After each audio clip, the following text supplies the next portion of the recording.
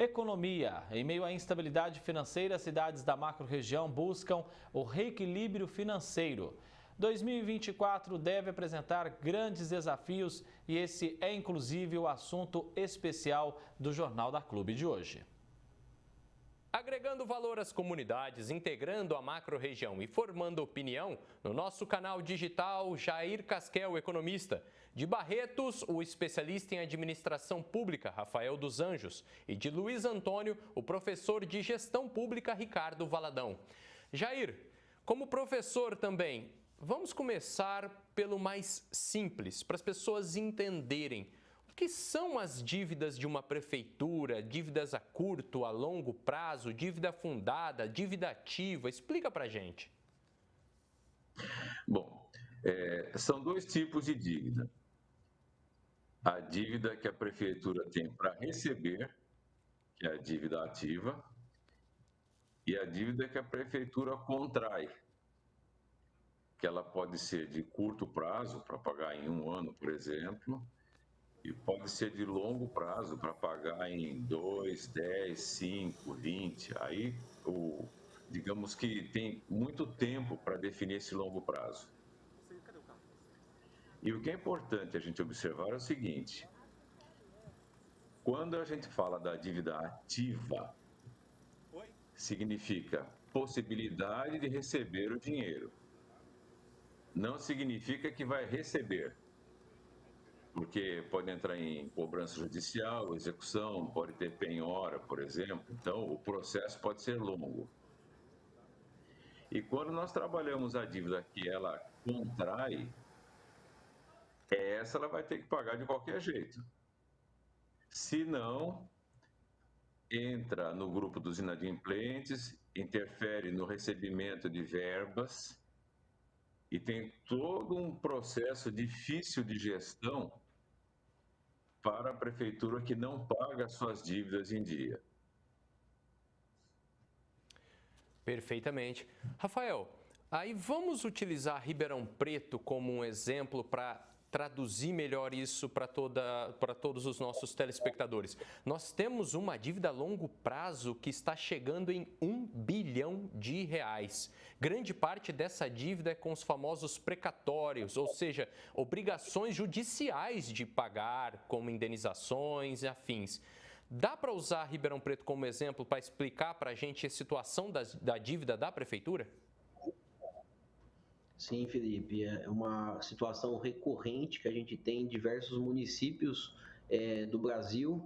E a gente tem uma questão, além dessas dívidas, a gente tem a questão da previdência, os municípios que têm previdência municipalizada, que tem um instituto próprio da Previdência. A gente pega o caso de Ribeirão, a gente tem uma provisão matemática de longo prazo no balanço da prefeitura, de 1,8 bilhões, que são previsões de longo prazo de pagamento. Ou seja, se esse número de 1 bi já estava alto se pensando em dívida, em precatórios, quando a gente pensa na questão previdenciária, esse número pode ser muito maior, e é uma questão extremamente importante, porque a gente está falando da aposentadoria das pessoas. Então, a gente já foi feito algumas reformas na cidade de Ribeirão Preto, mas talvez ainda precisa ser um pouco mais ousado nessas reformas, porque senão essa conta vai chegar. E o município não tem a prerrogativa que a União tem de imprimir dinheiro. O prefeito municipal, ele depende dos impostos arrecadados. E se a gente pegar os municípios do Brasil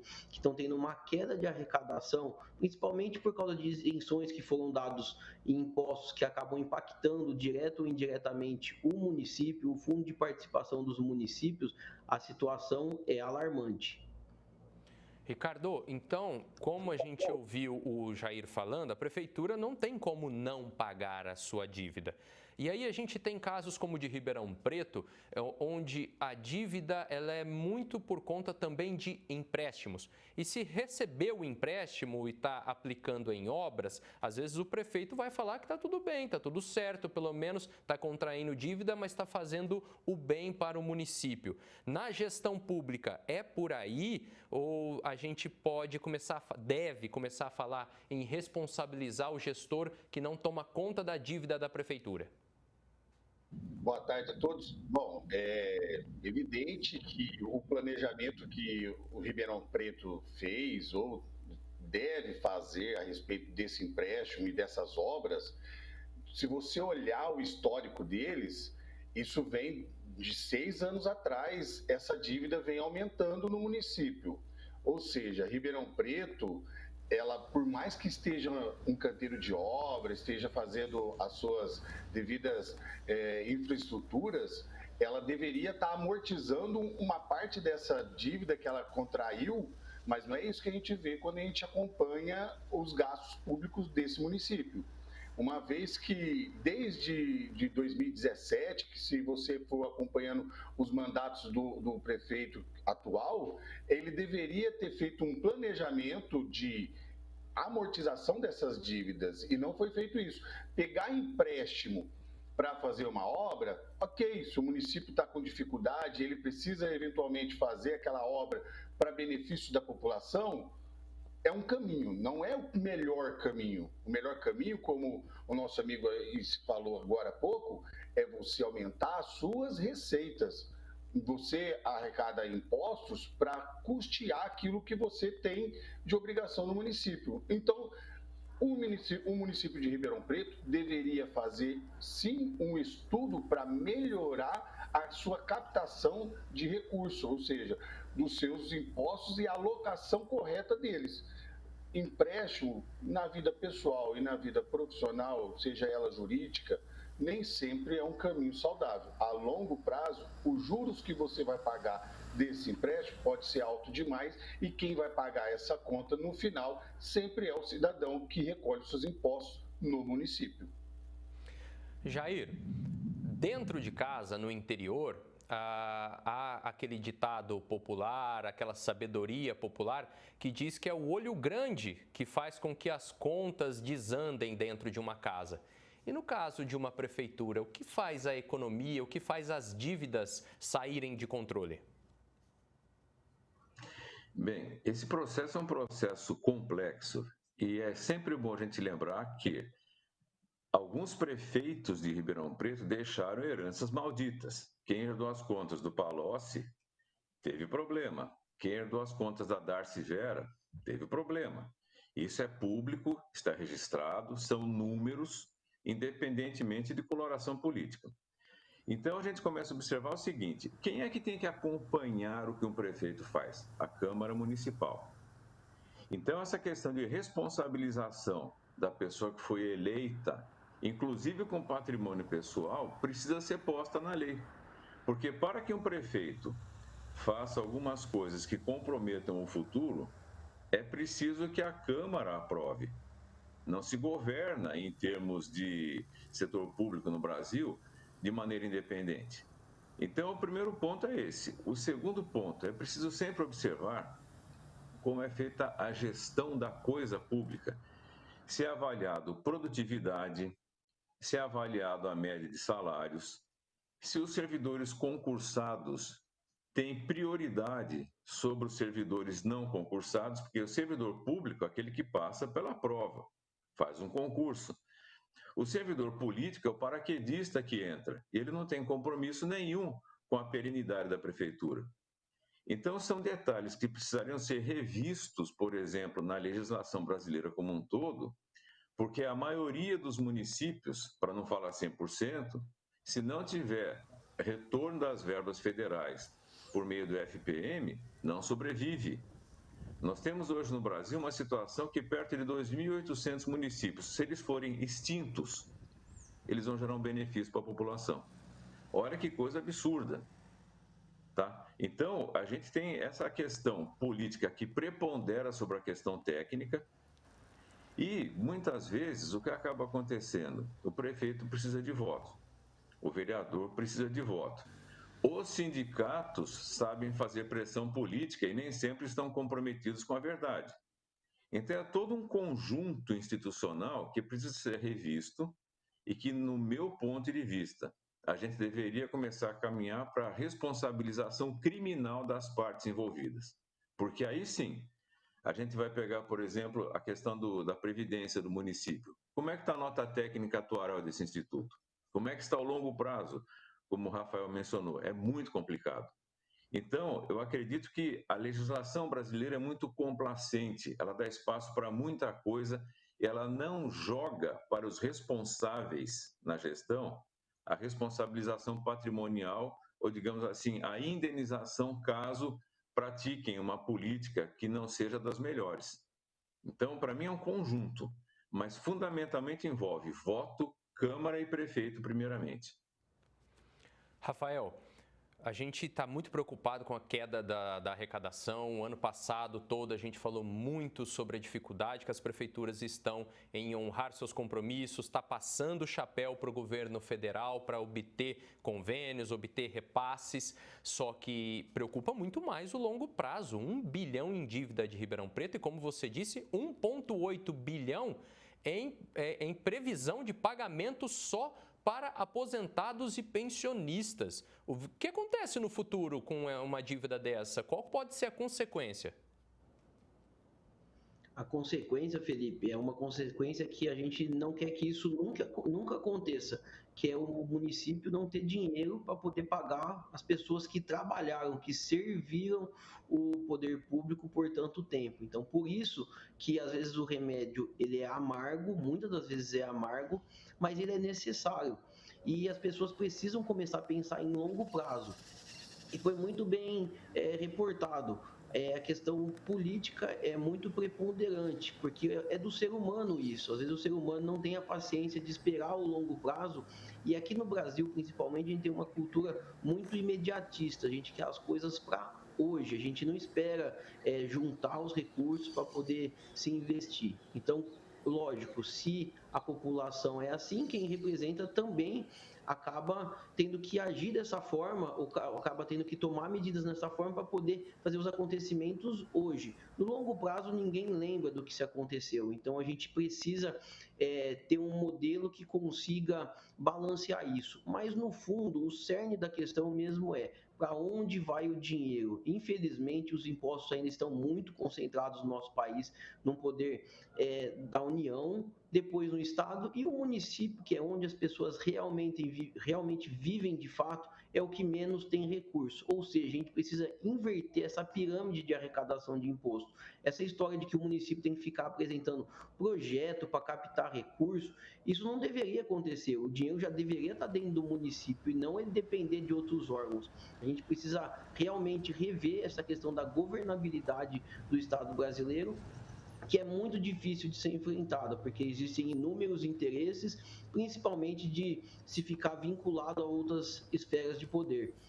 Quando a gente realmente dá, de fato, o poder para os municípios, e poder, a gente está falando de recurso financeiro para ter autonomia, aí sim a gente vai ter uma mudança de fato, porque a população vai poder ser responsável e vai poder fiscalizar de perto para onde vai o recurso. Enquanto ainda é um ente muito longe, muito distante, ninguém consegue ver essa relação de causa e efeito. Ninguém consegue ver de fato, olha, o que representa tantos milhões, tantos bilhões, isso representa de fato. Só vai realmente perceber a hora que não tiver mais como pagar e a consequência for imediata do salário. E muitas das vezes quem acaba pagando o preço ou o custo político disso é o gestor atual. E muitas das vezes essa dívida ela vem sendo carregada de outras gestões que acaba estourando numa gestão específica e acaba sendo o que a gente chama, na linguagem popular, de boi de piranha. Então a gente precisa saber olhar isso com cautela, com cuidado, para que a gente não cometa equívocos. Rafael, mas o pessoal, o gestor público, tem informação? Ele precisa ter mais informação. O que a gente vê é que, infelizmente, os sistemas internos de muitas prefeituras não fornecem informação adequada. O gestor sábio, ele investe em tecnologia para poder ter informação de qualidade. Informação sempre foi e sempre vai ser poder. Quem tem informação tem poder de tomar as melhores decisões. E isso os gestores públicos precisam se atentar, porque senão a conta vai chegar. Eu falo que o prefeito deixa a prefeitura, mas o CPF dele continua vinculado muitas vezes na justiça, respondendo ações por anos. Então ele precisa se atentar a isso, ter informação adequada e principalmente uma informação que não seja só interna do que fornecem para ele, uma visão externa que vai monitorando o que acontece e entregando informação correta para que ele possa tomar as medidas no tempo correto. Ricardo, a gente falou muito baseado em Ribeirão, mas Ribeirão Preto tem um orçamento para esse ano de 4,8 bilhões de reais, né? A nossa macro-região ela é enorme, nós temos pelo menos 90 municípios com as mais diversas realidades econômicas. Que outros exemplos a gente pode dar para ilustrar para o telespectador essa questão da dívida municipal? Bom, se a gente fizer uma visão panorâmica do estado de São Paulo e pegar a nossa região, que é aqui de Ribeirão Preto, nós vamos ver que o IGM desses municípios, eles estão extremamente baixos. A nota C do IGM é referente a uma baixa qualidade de gestão municipal, é uma baixa eficiência desses municípios. Para você ter uma ideia, eu peguei Ribeirão Preto, peguei a cidade de São Simão, a própria cidade em que eu moro, Luiz Antônio, comparei com as cidades que tinham nota acima de nota C do IGM, que só teve Olímpia, perto daí da cidade do Rafael, de Barretos, a cidade de Tambaú e a cidade de Porto Ferreira. Isso num universo de 90 municípios é muito pouco. Como foi muito bem dito pelo Rafael, o planejamento de longo prazo, se os municípios não o fazem, a conta ela não vai chegar, ela já chegou. E a responsabilidade é de quem está hoje sentado na cadeira. Se o gestor não tem dados suficientes para a tomada de decisão de fechar as torneiras, que no município elas não podem ser abertas de maneira inescrupulosa, ou seja, à vontade, todo mundo gasta sem ter um controle, essa conta vai chegar muito cara. Imagina que todos os departamentos da prefeitura gastem sem nenhum planejamento. Não tem como. É vontade do gestor fazer tudo? Sim, mas não é capaz de fazer tudo. Ele tem que escolher as áreas e a gente sabe que o recurso que chega, ele tem índices para ser cumpridos, como o da saúde, como o da educação, da infraestrutura, cultura, lazer, já está determinado. É um pouco engessado isso, a gente sabe disso. Que o gestor ele tem pouca liberdade para fazer o que ele quer com o dinheiro. Ele tem que cumprir o que se deve, mas ao mesmo tempo é preciso fechar as torneiras e não deixar com que os municípios façam, os departamentos, secretarias façam como eles querem. Não tem como. Se a gente pegar, por exemplo, vou dar um exemplo aqui de Ribeirão Preto. Como a lei de licitação ela mudou, né? E agora todos os municípios têm que fazer o seu plano de contratação anual. O que seria esse plano de contratação anual? Existe a compra toda de todos os itens da prefeitura, em que época do ano essas contratações vão ser executadas e quem vai se beneficiar disso são os fornecedores locais, porque eles vão saber no tempo hábil e poder participar. Mas aí vem uma outra questão. Os departamentos, secretarias não fazem planejamento dessas compras. Eles ficam descentralizados. Então, quando eu preciso comprar uma caneta no departamento de educação e o departamento de fiscalização também precisa da caneta, eles compram em períodos diferentes, o que pode ser horrível para o departamento de compras, porque eles vão ficar fatiando uma compra que poderia ser concentrada e ter benefícios de compra na hora no poder de fogo, porque é uma vez só. E aí é que as despesas do município vão se aumentando e você não vai vendo os gargalos que você tem. Então, é muito necessário fazer esse planejamento antes. E o IGM de planejamento dos municípios da nossa macro-região está muito ruim. Muito, mas muito ruim, para não falar assim, precário. Aí, quando a gente olha, mas é heranças de outras gestões. Eu vou falar uma coisa aqui para todos os gestores da nossa região. Vai ter que fechar as torneiras, vai ter que chegar nos departamentos, nas secretarias e falar assim, olha, esse ano o seu orçamento vai ser limitado. Nós vamos estancar essa sangria para que as futuras gerações tenham condições de ter qualidade de vida, de moradia, de saúde, habitação, saneamento, porque não dá para fazer tudo ao mesmo tempo. Jair, rapidamente para a gente concluir, que recado a gente pode dar depois de ouvir tudo isso para o telespectador? Eu acho que o telespectador deve prestar atenção, por exemplo, no item desempenho que compõe o IGM, que é o Índice de Governança Municipal. O que avalia o desempenho do servidor público? Quantas pessoas um servidor atende? Qual é a relação de munícipes por servidores? Quantos vereadores são necessários? Quantos cargos em comissão nós temos? Sabe detalhe? Porque a hora que você põe desempenho, é número, é uma questão técnica. O segundo ponto é lembrar o seguinte, é importante que feche a torneira. Aí vem um detalhe que é sempre bom a gente lembrar. Quem é que vai arcar com o ônus político? Porque torneira fechada, em geral, significa eleição perdida. Terceiro, tem cadeia para pôr todo mundo? Tem rapidez na justiça para prender uma pessoa que gerencia mal? Ou acontece como a gente já assistiu, que a pessoa vai, gerencia mal, tem processo de corrupção e de repente sai da cadeia. Então são esses detalhes que eu diria que se a gente diminuir a impunidade no país como um todo, isso vai bater no setor público. Mas medir, o que você não consegue medir, você não consegue cobrar, você não consegue avaliar. Então, criar critérios para avaliar essa questão de desempenho, indicadores, isso é fácil e dá para implantar.